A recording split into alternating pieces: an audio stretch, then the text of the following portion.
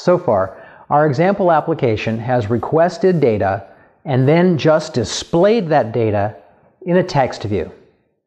But as you saw, that data has a complex format that's really intended for machine processing and not for displaying to human beings. In fact, this is an increasingly popular way to transport data around the internet, and many web services now provide data in such formats. In particular, two formats that we'll talk about now are the JavaScript Object Notation, JSON, and the Extensible Markup Language, XML. Let's talk about each of these one at a time. The first format we'll talk about is the JavaScript Object Notation, JSON.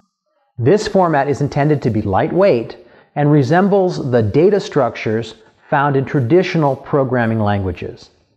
JSON data is packaged in two kinds of data structures. One, maps, which are essentially sets of key and value pairs. And two, ordered lists. If you want more details about JSON, please take a look at this website. Now, let's go back to our example application. As you remember, that application made a request to a web service for some data about earthquakes. Well, the response that came back was actually formatted in JSON. So here's that data, and let's break it apart. First, the data comprises a single JSON object, and that object is a map. And that map has one key value pair.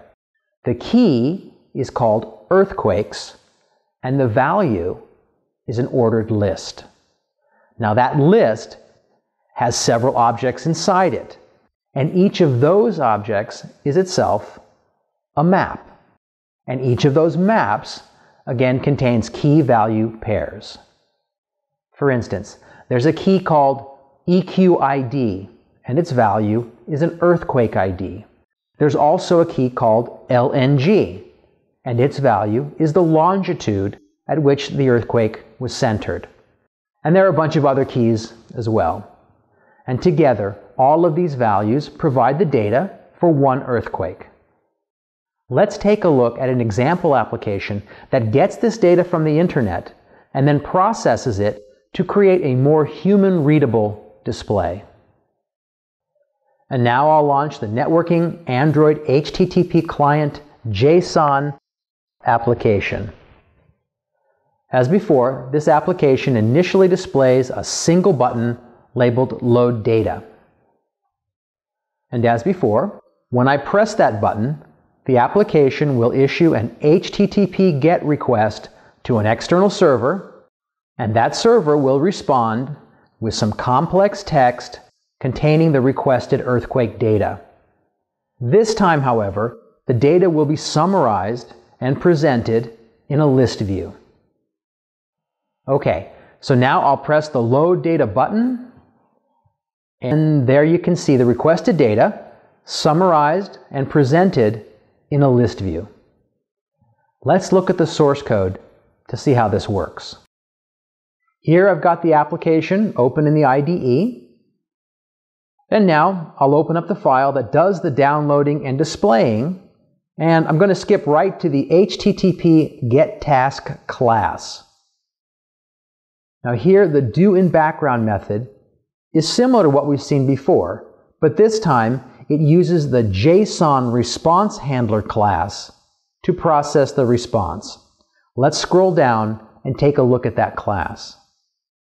The key method in this class is the handle response method. This method begins by passing the raw response through a basic response handler, which just returns the response body without the HTTP response headers. Next, the code uses a JSON tokener to parse the JSON response into a Java object, and then to return that top-level object, which in this case is a map. Next, the code extracts the value associated with the earthquake's key, and in this case, that's an ordered list. Next, the code iterates over the earthquakes list, and for each element of that list, it gets the data associated with a single earthquake. And this data is stored in maps. Next, the code summarizes the various pieces of earthquake data, converting them to a single string and adding that string to a list called result. And then finally, the result is returned back to the calling method. Now, after the doInBackground method finishes, the onPostExecute method is called, and it's provided the result as its parameter. And as you can see, this method creates and sets a list adapter for the list view, passing in the result list that was computed back in handle response. The second data format that we'll talk about is the extensible markup language, XML. XML is a markup language for creating XML documents. XML documents contain markup and content. The markup encodes a description of the document's storage layout and logical structure. The content is everything else. And in particular, that content comprises the response data when XML is used to encode an HTTP response. Now, if you want more details about XML, please take a look at this website. Now, let's go back to our example application. If we give a slightly different URL, then that web service will return the earthquake data in XML format rather than in JSON format. So here's that data. Let's break it apart. First, there's an element called GeoNames. Nested inside that element is a series of earthquake elements. And each of the earthquake elements contains other elements that provide the data for one earthquake. So, comparable to what we saw with the JSON format, there's an element called EQID, and its value is an earthquake ID. There's also the LNG element, and its value is the longitude at which the earthquake was centered. And just like in the JSON example, there are a bunch of other elements as well. So if our application gets XML data from the internet, it will need to parse the XML document so it can create the list view display that we saw earlier. Android provides several different types of XML parsers, including DOM parsers. DOM stands for Document Object Model.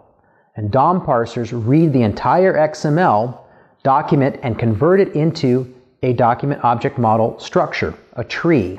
And then the application does its processing on this tree structure. Now, this kind of parser requires more memory, but does allow the application to do things like multi-pass processing of the document. SAX parsers, these parsers read the XML document as a stream. And as they encounter various document entities, they call back into the application, which can then process the document's information. Now, these parsers use less memory than DOM parsers, but they're limited to doing their processing in a single pass of the document. Pull parsers, like SAX parsers, read the document as a stream. But pull parsers use an iterator-based approach, where the application, rather than the parser, decides when to move the parsing process along.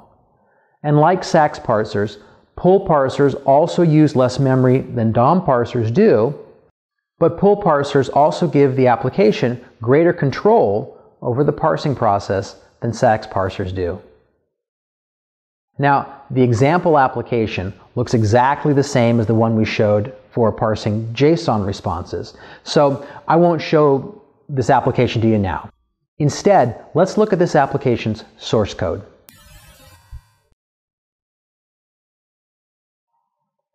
Now here I've opened the application in the IDE. And now I'll open up the file that does the downloading and displaying.